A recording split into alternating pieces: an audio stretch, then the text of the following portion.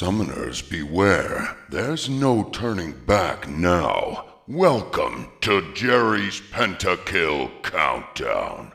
Now, if you'll excuse me, I really need to practice my swing. It's all in the wrists. Wait. Oh, crap. Ouch! You big lummox, the fairway is that way.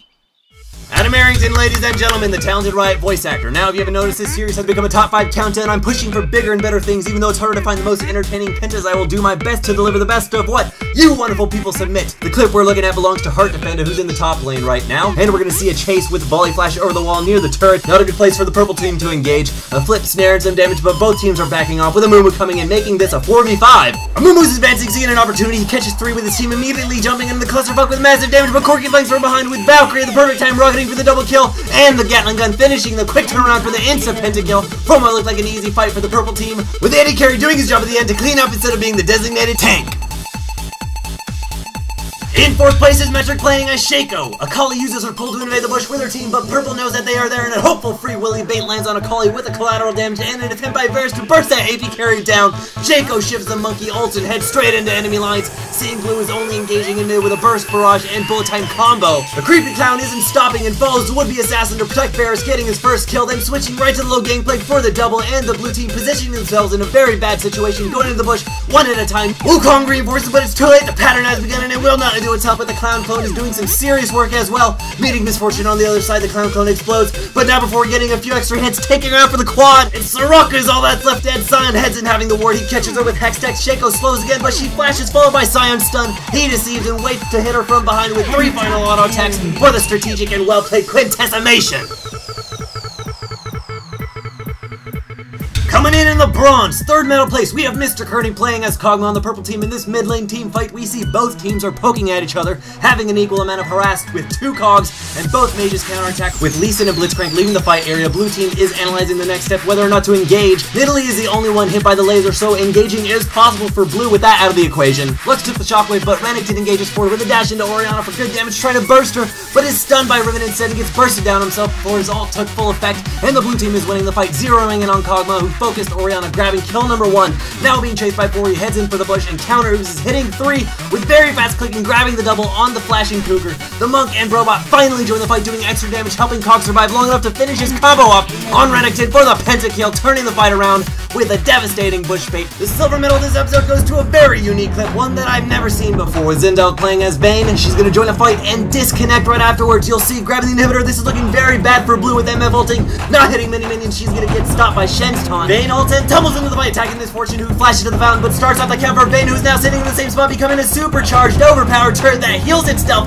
She starts focusing minions at being a telltale sign of a DC right there. She is still going, and now it's all up to Santa Claus what happens next here, with Nautilus giving up the triple kill. Vayne is hitting Yorick face, taking an extreme amount of damage. With BT fully stacked, she's being focused by Hammer and his rockets, but he's throwing everything he's got at her, but she's not dying, dropping down to 1 HP not once but twice, and DC Vayne finishes off the Heimer, who was even sitting in the fountain healing, but it was no match for the retard strength of DC Vayne. Breaking the meta, she annihilates, getting the most unique pentakill thus far, but she wouldn't find out for another few minutes after his friend told him what a boss he was, while he was not playing.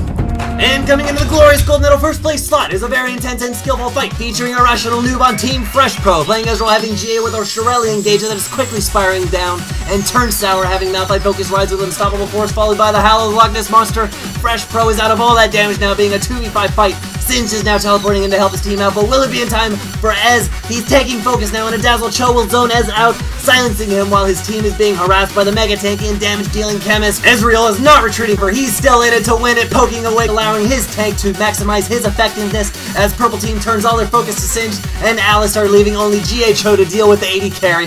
Allstar flashes away, Ezreal dashes to snipe out Graves, while Cho retreated and continues to kite with the red buff, and many mystic shots forcing the enemy GA and sniping out Tark, who is on the chase with Orianna for Singe, but she is caught in the adhesive, trapping her as it sights, jumping over the rupture just in time and into Ori, making sure she does not get out alive or shield herself again. Malphite thinking that he can do something, gets into mystic shot range and regrets his decision right afterwards, letting Ez get the quad combo, and Cho is stopped by the Allstar, who flashed away and gets knocked in flung, but retreats to the bush, but it's too late. A final rupture attempt on the cow, but Ez shifts himself with the last auto attack into the Hall of Pentakillers, turning this initially terrible engagement into a work of art, showing AD carries everywhere that kiting is a skill, and a skill that pays off. Pentakills. Hey there, sexy. Don't go yet, because this is a segment where I ask you a question and show you all the funniest, weirdest, and most interesting comments that spawn from my previously asked questions. Today's question is, if you could travel to the past to give your past self a piece of advice, what would it be? Go ahead and leave your creative answers in the comment section down below. Last week's question was, what was the most dangerous thing you've ever done? So let's take a look at what all you decent and kind-hearted people out there had to say for yourself. You're such a badass! Beauty, mate, them shark-infested waters. You get any flakes off them and grill them on the barbie? I seriously feel like I'm the only one who can't get Chrome to work properly. Irreversible nightmares. I bet she put the slap in the bitch slap she gave you, boy. And your name is Expert Man? Man, you put the you're in failure, as in you're the failure.